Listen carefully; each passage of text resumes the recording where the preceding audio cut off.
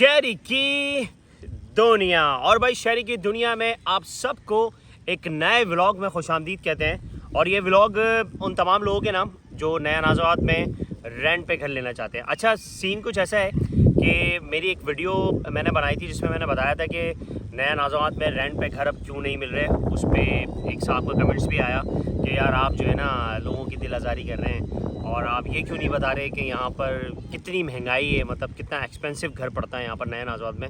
तो मैंने एक तो सबसे पहले उनसे कहा कि आपने जो है, मेरा मकसद वीडियो बनाने का ये नहीं था कि मैं लोगों की दिल आज़ारी करूँ या लोगों को ये बताऊँ कि यहाँ पर अब आ ही नहीं सकते, ऐसा कोई सीन नहीं है। लेकिन जो इन्फॉर्मेशन होती है वो मैंने बताई थी कि नया नाज़ाबाद में अब रेंट पे घर मिलना बहुत मुश्किल हो गए। क्योंकि इसकी मेन वजह पता है क्या है? मेन वजह ये थी कि मैंने आपको बताया था कि जब से ऑन हुआ है, उस ब्रिज ऑन होने के बाद यहाँ पर लोगों की आमदोरफ्त ज़्यादा हो गई है और जो लोग यहाँ नहीं भी आना चाहते थे वो भी आना चाह रहे हैं। क्योंकि डेफिनेटली इस वक्त कराची की जो हाल है उसमें लोगों को प्राइवेसी चाहिए, लोगों को अपनी फैमिली की सिक्योरिटी चाहिए, ये सारी चीज़ें लोगों को चाहिए। इस वजह से लोग अब चाहते हैं किसी सोसाइटी में आप जो है वो शिफ्ट हो जाएं।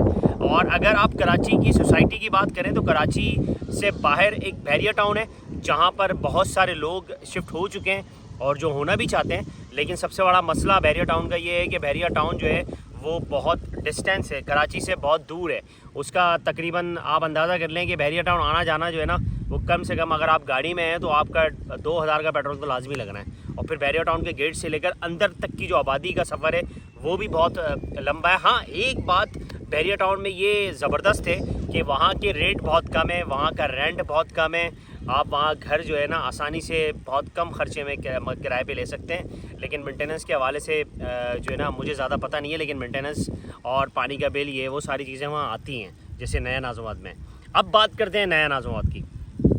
तो भाई सबसे पहले तो मैं जितने भी लोग मुझे देख रहे हैं उन सबको ये बताना चाहता हूँ, बल्कि मैं दोबारा रिपीट कर देता हूँ कि भाई नया नाज़ाबाद में रहना जो है ना वो काफ़ी एक्सपेंसिव होता है, महंगा पड़ता है। और इसकी मेन वजह पता है क्या है? मेन वजह इसकी ये है कि देखें, आप सोसाइटी से बाहर रह रहे हैं। मैं अंडा मोड़ पे रहता फ्लैट में, वहाँ 1500 रुपये मेंटेनेंस थी, मतलब फ़्लैट की मेंटेनेंस थी। बाकी पानी का बिल तो वहाँ पर जो आता है वो देना पड़ता था। और दूसरा ये कि वहाँ पर जो है ना सिलेंडर नहीं थे, वहाँ गैस थी और गैस का बिल। हाँ, बिजली का बिल जो है ना वो वहाँ पर बहुत आता है। मतलब आप अगर कराची में बाहर रहते हैं और मैं जब से नया नाज़ाबाद में शिफ्ट हुआ हूँ, जब से लेकर अब तक जो है नया नाज़ाबाद में मैंने एक चीज़ बहुत ज़बरदस्त देखी है और वो है बिजली के बिल। और आप यकीन मानें, क्योंकि यहाँ पर एक तो बिजली की चोरी नहीं है। मैं जिस फ्लैट में रहता था शादमान होम में, वहाँ पर हमारा 2 बेड लाउंज फ्लैट था। वहाँ पर हमारा बिल आता था कम से कम 4 से 5 हज़ार रुपये। क्योंकि डेफिनेटली वहाँ पर के इलेक्ट्रिक जो है ना वो दूसरों के बिल जो है ना वो मुसल्लत कर रही होती है लोगों पे। जो लोग चोरी भी नहीं करते ना उन पे भी मुसल्लत हो रहे होते हैं, वहाँ ये रूल है।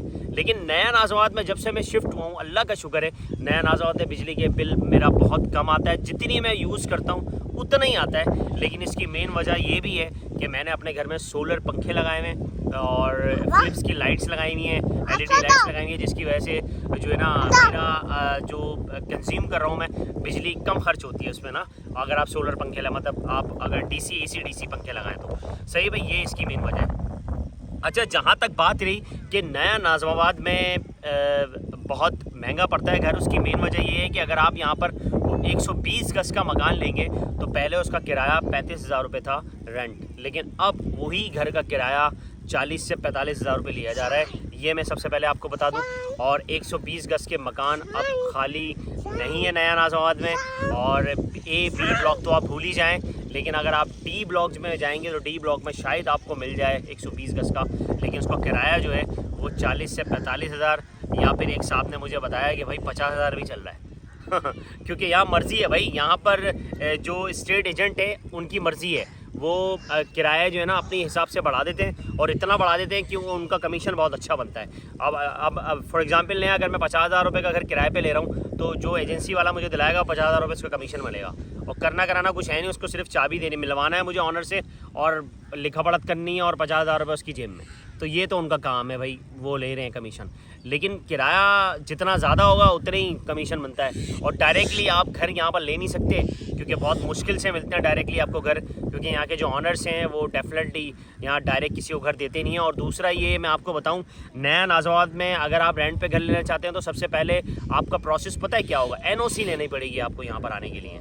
यहाँ नया नाज़ावाद में अगर आप घर लेना चाहते हैं तो उसके लिए सबसे पहले, अगर आपको कोई घर पसंद आ गया है और अगर आपकी बात हो गई है, तो एजेंसी वाला सबसे पहले आपको NOC के लिए कहेगा कि आप अपना एग्रीमेंट वगैरह जो हो गया आपका ऑनर से, उसके बाद आपकी यहाँ पर सेल सेंटर है नया नाज़ावाद है, वहाँ आप जाएंगे, वहाँ आप जो है सारी चीज़ें डॉक्यूमेंट जमा कराएंगे कि भाई ये घर मैं किराए पे लेना चाह रहा हूँ। फिर उसके बाद आपको इंटरव्यू की कॉल आएगी, फिर 1 हफ़्ते बाद आपका इंटरव्यू होगा। हर जुमे वाले दिन यहाँ पर इंटरव्यूज़ होते हैं। फिर 1 हफ़्ते बाद, जितने दिन बाद वो आपको टाइम दें, फिर उसके बाद आपका इंटरव्यू होगा। और इंटरव्यू को इतना मतलब ख़तरनाक नहीं है कि आप फेल हो जाएँ तो आपको नौकरी से निकाल देंगे, ऐसी बात नहीं है। आपका इंटरव्यू होगा, आपको देखा जाएगा कि आप कहाँ से आ रहे हैं, किस फैमिली से आपका ताल्लुक़ है। और जो इंटरव्यू लेते हैं वो ये जजमेंट कर लेते हैं कि हमारी सोसाइटी में किस तरह के लोग यहाँ पर जो है रेंट पे आना चाह रहे हैं। कभी कभार ऐसा होता है ना कि आपका लेवल ही नहीं है, आप यहाँ आ रहे हैं और फिर उसके बाद आपने यहाँ रेंट नहीं दे रहे, मालिक से पट्टे चलने और ये वो सारी चीज़ें। तो इस सोसाइटी में पहले नया नाज़ावाद में इंटरव्यूज़ नहीं होते थे, लेकिन कुछ मसला हुआ था जिसकी वजह से अब यहाँ पर आने के लिए रेंट पे अगर आप घर लेंगे तो एग्रीमेंट होने के बाद सबसे पहले आपके डॉक्यूमेंट्स सबमिट होंगे, उसके बाद आपका इंटरव्यू होगा, ये सबसे पहली बात। फिर उसके बाद जब आप घर ले लेंगे तो मैं आपको एक बताऊँ, सबसे पहला ख़र्चा आपका ये है कि आप जो है यहाँ पर LPG गैस है, यहाँ पर गैस नहीं है और LPG के सिलेंडर चलते हैं। तो सिलेंडर जो है वो यहाँ पर हम लेते हैं 3000 रुपये का, 12 किलो का सिलेंडर यहाँ पर मिलता है। यहाँ पर फैसल भाई हैं और भी दूसरे लोग हैं।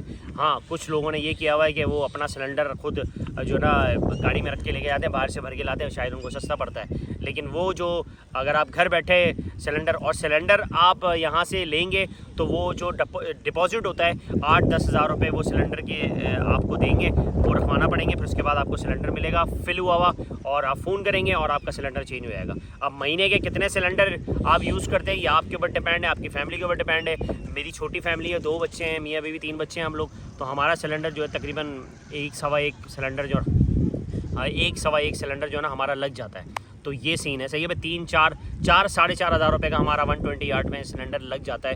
ये ख़र्चा है सिलेंडर का, गैस का, तो यहाँ LPG के सिलेंडर यूज़ होते हैं। और उसके बाद पानी का बिल 600 रुपये पानी का बिल आता है। और वो अगर आप इंडिविजुअल रह रहे हैं, अकेले रह रहे हैं तो वो आपको खुद देना है। लेकिन अगर आप पोर्शन में रह रहे हैं तो वो 600 रुपये बिल है, तो 300 रुपये डिवाइड होंगे, 300 रुपये वो आपको पड़ेगा, सही है। उसके बाद यहाँ पर जो नेट की सर्विस है वो जो है 20 MB मैंने जो लिया हुआ है वो 3600 रुपये 3500 रुपये उसका चार्जेज़ हैं। वो अगर आप अकेले यूज़ कर रहे हैं तो 36 रुपये आपको अकेले देने, अगर ऊपर नीचे पोर्शन में आप यूज़ कर रहे हैं तो फिर वो आधे हो जाएंगे, सही है भाई। उसके बाद मेंटेनेंस 120 गज की जो मेंटेनेंस है वो 4700 रुपये मेंटेनेंस है, वो आपको देनी पड़ेगी। वो आधी होगी, अगर अकेले हैं तो फिर वो आपको अकेले देनी पड़ेगी।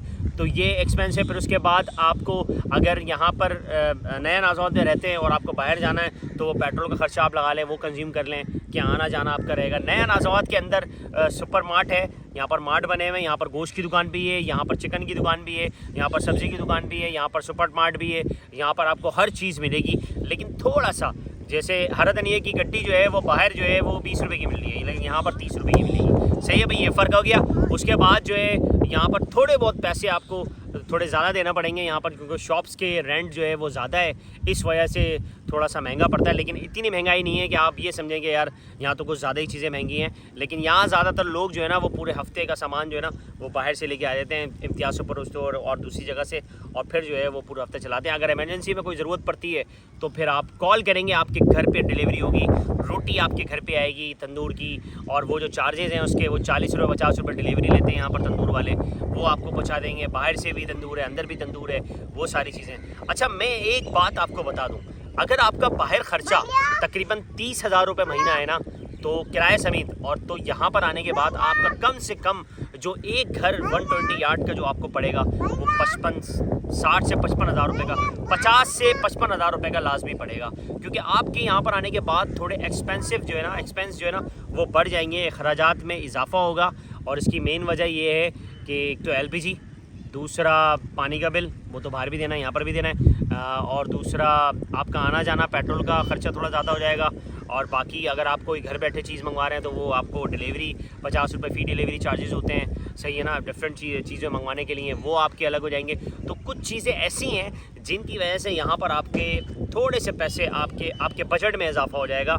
ये बताने का मकसद है। एक साहब ने मुझे कहा कि भाई ये भी तो बताओ ये नया नाज़ावत कितना महंगा पड़ता है। तो डेफिनेटली मैंने बोला इस पर मैं नेक्स्ट व्लॉग में फ़ौरन बनाता हूँ कि भाई नया नाज़ावत वाकई महंगा है, और अगर आप अफोर्ड कर सकते हैं तो आप यहाँ पर आएँ।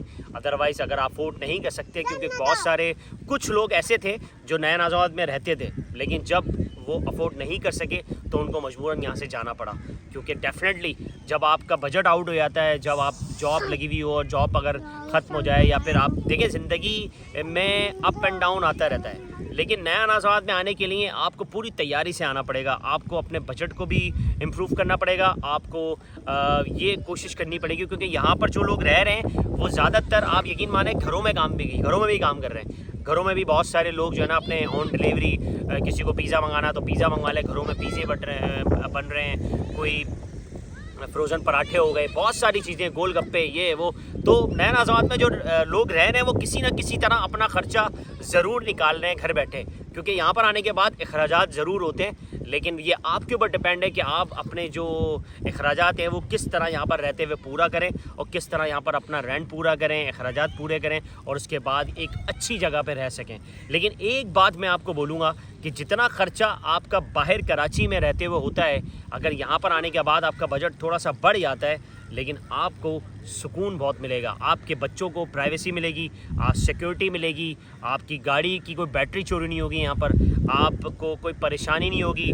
पानी 24 घंटे, बिजली 24 घंटे, बिजली का बिल जो यूज़ करेंगे वही आएगा। उसके अलावा कोई दूसरे जैसे इलाकों का चोरी करते हैं ना जो बिल, उन पे थोप दिया जाता है, वो यहाँ पर बिल नहीं है, सही है। फिर गैस सिलेंडर का, सिर्फ LPG गैस सिलेंडर का यहाँ पर थोड़ा सा ख़र्चा है, वो आपको थोड़ा सा बेयर करना पड़ेगा, बर्दाश्त करना पड़ेगा। हम घरों पे हमारे गैस के जो बिल आते हैं वो किसी के 500 आ रहे हैं, किसी के 600 आ रहे हैं महीने के ना, या फिर अब तो 1000 रुपये ही आते हैं। लेकिन यहाँ पर गैस सिलेंडर का ख़र्चा जो है ना वो थोड़ा सा बढ़ जाता है, क्योंकि आप जितना यूज़ करेंगे, जितनी मेहमान नवाजी होगी, उतना आपका ख़र्चा होगा। तो ये गैस सिलेंडर का ख़र्चा है। यहाँ पर नेट के चार्जेस वही 3500 रुपये, 3600 रुपये, आप जितनी आप वो लेंगे। तो बहुत सारी चीज़ें ऐसी हैं जो आपके जो ना उस हिसाब से। ओए होए प्यारी सी बिल्ली आ गई है भाई, ये देखें, माशाल्लाह माशाल्लाह, क्यूट है भाई, क्यूट है।